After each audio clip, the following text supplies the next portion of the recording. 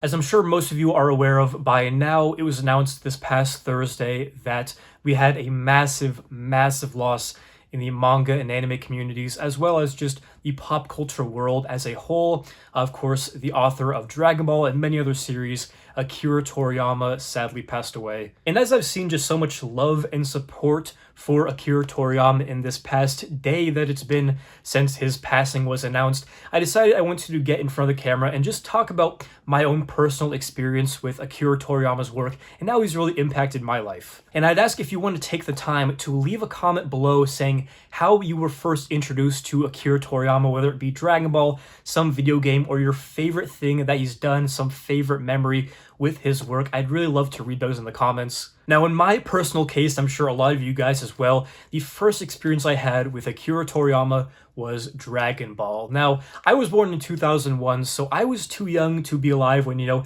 Dragon Ball and Dragon Ball Z were really airing in the States, but what I did have was Dragon Ball Z Kai on 4Kids or Toonami. I would watch Yu-Gi-Oh!, Magi Nation, and then Dragon Ball would come on, I think at like 10 a.m., and that was just the coolest thing ever. I still remember that awesome, awesome Dragon Ball Z Kai theme song. We will fight for love and glory.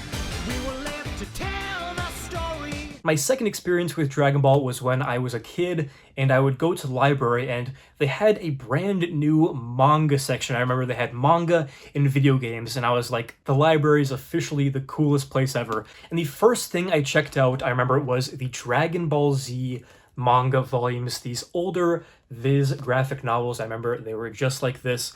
And I remember thinking it was the coolest thing ever. I mean, I still vividly remember sitting on my couch as a kid. I mean, Raditz just catching that rifle bullet with his fingers from that farmer, special beam cannon from Piccolo that, used to take Raditz out, that kills the main character. I mean, the impact that had on me as a kid who'd only really watched like Yu-Gi-Oh! And Pokemon, I mean, they freaking killed the main character, which, obviously wasn't permanent, but that still really resonated with me, and I remember thinking, this is something special. Now, fast forward about 10 years, and I am a huge fan of the Super Smash Bros. Franchise, especially Smash Ultimate. I play it every single day, until all of the top players I love and enjoy watching get exposed as predators. So I basically stopped playing Smash Bros. Outright, but one day I'm on YouTube and I see this video of, I think it was Leffen and somebody else. It was a set of this game called Dragon Ball FighterZ, this tournament match. And I remember watching that and thinking, this is so crazy, and I am instantly hooked. I download it, I play so many hours of this game online, getting involved in the competitive scene. I mean, this is my favorite fighting game of all time. From that point, I started a collection of Dragon Ball figures. I mean, even on my shelves, you take one look at my bookcases, I have 10 Dragon Ball figures and a bunch I can't even display in my closet in storage. Then this translates into me playing the Dragon Ball Super card game at my friend's house, and finally, believe it or not, actually reading the manga. But with all this in mind, it really just goes to show how one man's creations, in several different mediums and iterations, have affected my life deeply and have influenced the people that I have met, the experiences I've had, the things I've enjoyed, things I've bought, and have spent my hard-earned money on. I mean, I owe so many of these positive experiences to Akira Toriyama, who created the characters, who created the story, and set it all in motion.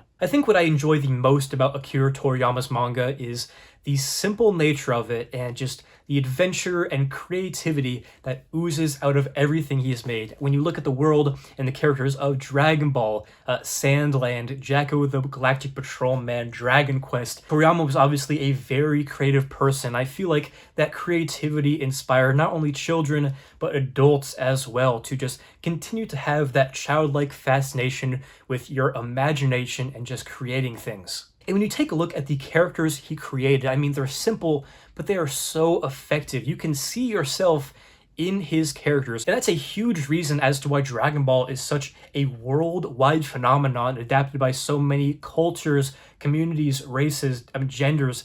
Everybody loves Dragon Ball, it seems. And I mean, to have that sort of impact, that sort of adoption with your series or any work of art at the scale that Dragon Ball has had, you just never see that. And apart from the characters themselves, the character designs, I mean, this man was an artist through and through, creating some of the most iconic looks of characters, whether it be outfits, hairstyles, I mean, you name it. There's a reason I own so many Dragon Ball figures.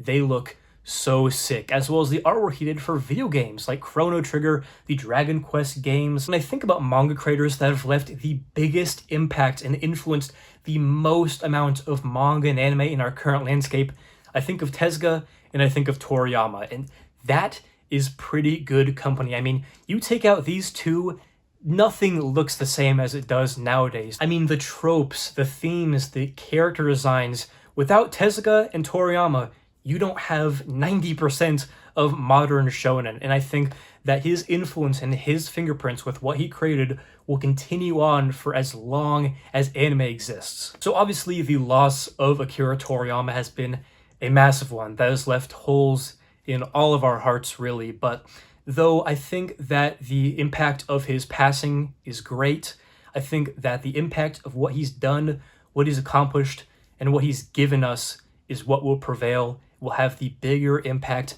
and what will survive the test of time, and it's what we'll really remember. So though the news of his passing has been extremely hard for all of us, I felt the same way when Mira died. I mean, I didn't even want to get out of bed this morning, but then I remembered what Toriyama would want us all to do, and that is to keep going on, to live your life to the fullest, to go on that adventure, and, you know, really just take away all those lessons he taught us with his work. So, you know, though it's hard, we'll all get through it, and we can all still enjoy the work he's given us and all of the creations that have been inspired by his characters and work. For that, I am, and I think we all are, extremely and forever grateful. So, that being said, thank you so much, Akira Toriyama. You will be missed.